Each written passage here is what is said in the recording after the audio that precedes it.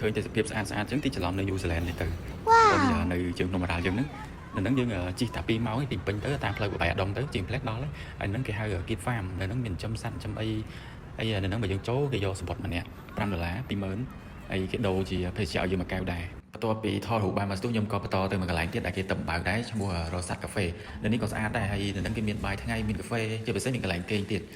ហើយខ្ញុំចូលបានដល់ផ្លែទេខ្ញុំក៏បន្តដំណើរទៅទឹកធ្លាក់ជ្រាវវានៅជិតគ្នាដែរហើយទឹកធ្លាក់ជ្រាវលើគេអាប់ដេតដែរគេមានផ្លូវបេតុងស្អាត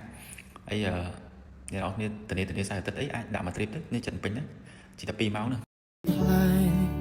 អានណៃសែនស្រងលេះទីសត្វរុំពីហារីតាមចិត្តសប្បាយបងសីបងសាភ្ញៀវភ្ញាវិហាហងខ្ពស់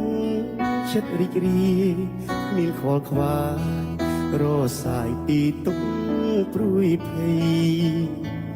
សូរងំប្រគុំតន្ត្រីធម្មជាតិ